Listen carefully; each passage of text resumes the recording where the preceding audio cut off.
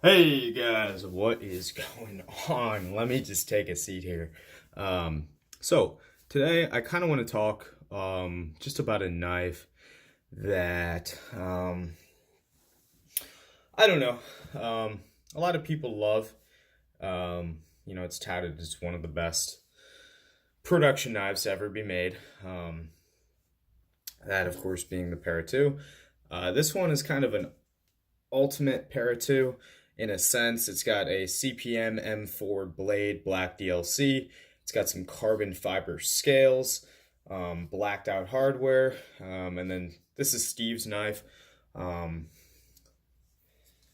the way he sent it to me, it originally came with jade scales that he had dyed blue, and I thought, how cool would it be to have a blacked out Para 2 with carbon fiber. I just thought it would be, pretty fucking awesome. So I ended up buying these scales aftermarket, but, you know, scales and blade material don't really change this knife that much from the standard production version. Standard production is going to be S30V with black G10 or camo G10. You can get it in a black coated blade with the black and camo G10. And you can also get a blurple, which is like a blue-purple handle configuration, and that features an S110V blade.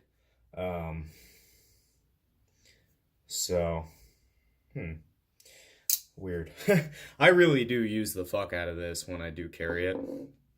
It's just one of those knives. I feel like coated M4 is, what a fucking gift. I love M4. I don't like patinas. I don't like all that. Couldn't tell you why. But I think it looks badass when a coating gets fucked up. I do have another Spyderco in M4. It's a military. It's like the full-size version of this. Oftentimes you'll find me carrying a military more often than you will a paramilitary. Little size comparison right here. So that's the full size. So this is a 3.44 inch blade. This of course has a 4-inch blade. So you can see there. Let me line them up. You get a little bit more. The thing that kind of makes the military more of a contender for me is it only weighs 4.2 ounces. And then with the carbon fiber, I think it's 3.9 or not. No, it's not that big of a difference. It's 4.1 and 4 ounces. So this one's 4.1, I believe. And then the carbon fiber last time I checked was 4. What does this knife weigh? And weight isn't a huge deal to me. I mean, I've carried a ZT-0300. That's an 8-ounce knife without any issues. I wear a belt, so it's not like it's pulling my pants down. I'm not carrying heavy-ass knives in gym shorts either. I'm a pretty normal guy. I wear like jeans, khakis, clothing that accommodates a belt. Sorry guys, just having a sip. I'm not saying my way of doing things is right with the military being better than the paramilitary. Certainly I think I've owned about 8 militaries over the years. And I've owned one other paramilitary. This one's not mine. This is Steve's, but he beats the fuck out of it. He cut aluminum, like plates with it for stability testing. So all in all, I do like the military more than the paramilitary too. People love the compression lock. People love that it drops shut. That's all cool. Honestly, for me, it doesn't really do too much for me, the whole drop shut thing. And my militaries, for the most part, will drop shut. Let's see. Yeah, this one's kind of dirty, this CTS 204P Sprint Run, but on any given day, they will drop shut. So for those of you who haven't handled a Para 2, which probably not too many of you, here's like a size comparison. It's hard to keep your hands still on camera. And then something a little bit more affordable. Got the Rat 1. Boom. This is actually a great knife. I'm really starting to warm up to this fucking knife. And then Spidey shaft. I think the Spidey shaft's a little bit better. It's suited for me, I guess. And then let's give you one more. So if you own a Spyderco Stretch, this one happens to be a ZDP G10 version. You'll probably, if you like this knife, you'll love this knife. I can almost promise you that. These knives are so similar. All I can really say is, for the standard production versions of the Stretch, they're typically FRN. This is just going to feel like a higher quality version of the Stretch with a compression lock, which people seem to like a little bit more. I love this Stretch. I don't carry it a lot, but every time I do carry it, I'm like, why don't I carry this more? Yeah, but so this is a knife. I've actually been into knives so long that I remember when there was no Para 2. I don't know if I'm just, you know, when sometimes you make up memories. Like, I feel like I remember the paramilitary coming out, but I don't know if that's true. It might just be my memory of them announcing the Para 2. I think I remember the year the Tenacious came out. Like, yeah, that shit was crazy back then. Everyone loved the Tenacious back in the day. But, so a lot of times what I hear people complaining about is price gouging, if you can call it that. I mean, on the secondary market, if you have a new in-box Para 2 Sprint Run, it will go for more than you initially paid for it. That's just how it goes. That's one reason why I like the militaries, you know. Hey, you know. So these, before they were, well, I just confused myself there. So they made a paramilitary 2 version of this knife. It's a racing green G10 with a CTS 204P blade. Before the Para 2s were even sold out, people were upcharging and selling them on the secondary market for more than what they were worth to buy them, like, straight from the company that was selling them.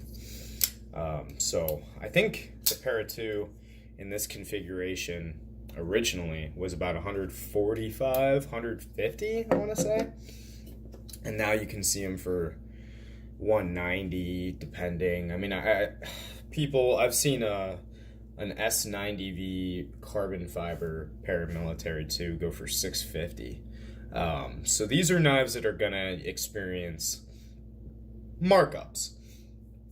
If you can get one new, then by all means do. In terms of a Sprint Run, if you can get a used standard production paramilitary, I've seen them go for like $85.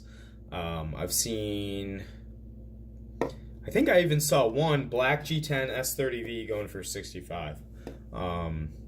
Those are, if you're looking for deals like that, get on, not Blade Forums, I don't know, I don't really go on Blade Forums too much. Facebook and Instagram, by the way, check me out, sharp_thinking_ is my Instagram. So if you're looking for a used Para 2, and guys, this knife is beat to fucking hell. It's cut aluminum. It's been batoned with, well, not batoned with. It's been through the paces, you know. It's in rock solid shape. For whatever reason, I put KPL heavy in the pivot. It had a little bit of side to side when Steve sent it to me.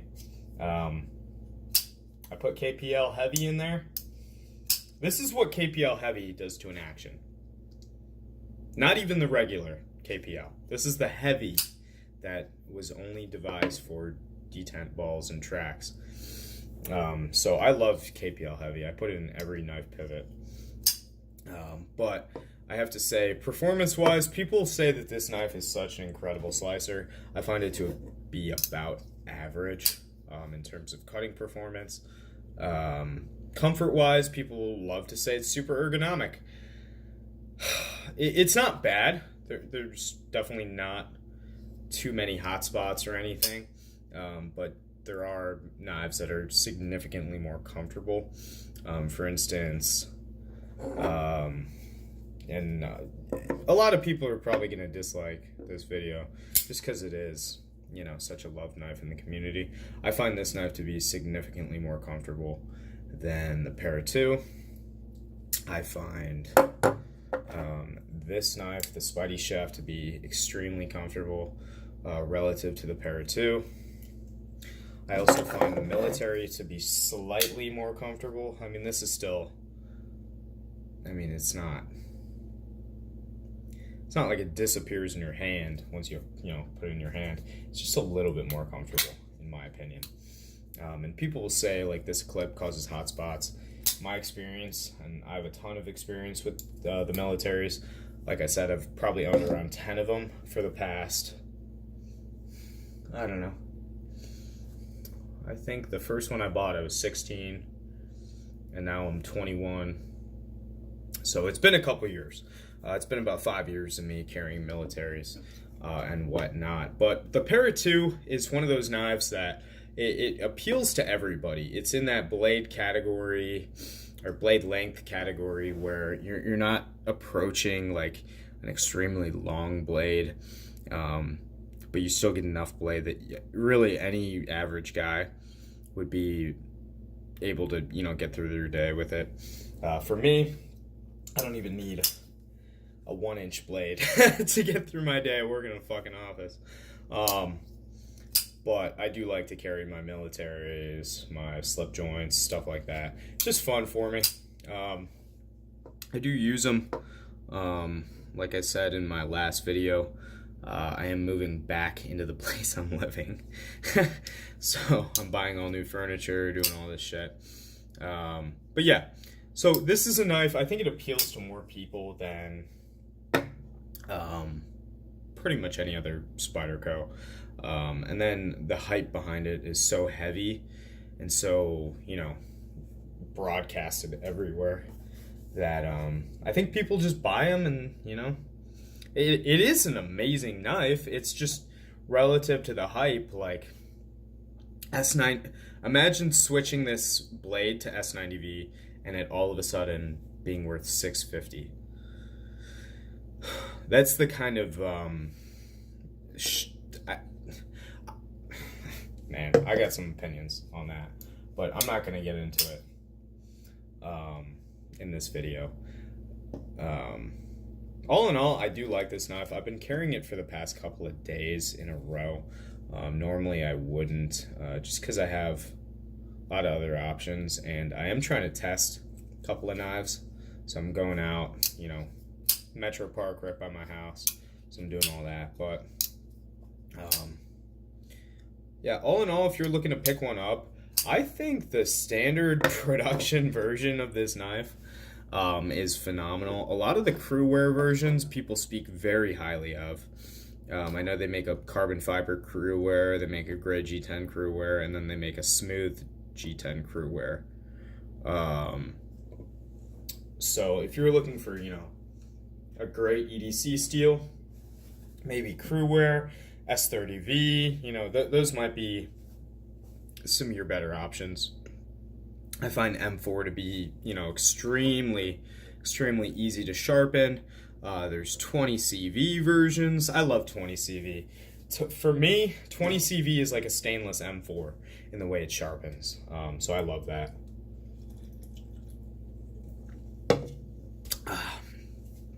trying to stay alive here, guys. But yeah, kind of an ugly knife. I think the military's kind of ugly too. But for me, I don't know.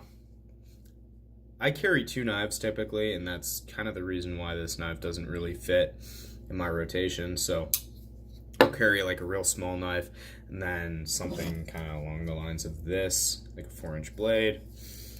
So yeah, I just wanted to make a little overview. I'm probably not going to even do an official review of the Para 2. But I just kind of wanted to talk about why I don't carry the Para 2 as much as everyone else seems to. It's not a bad knife. I mean, the more I look at it, the more I like it. I don't know.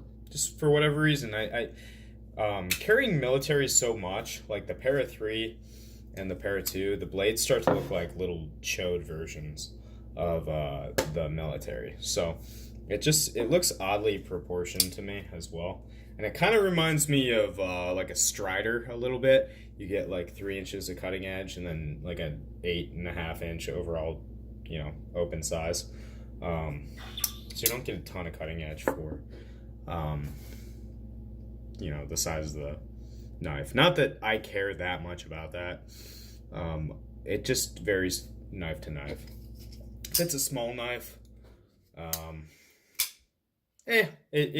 can't even make a generalized statement on like the size of the knife versus cutting edge. It does just vary from knife to knife.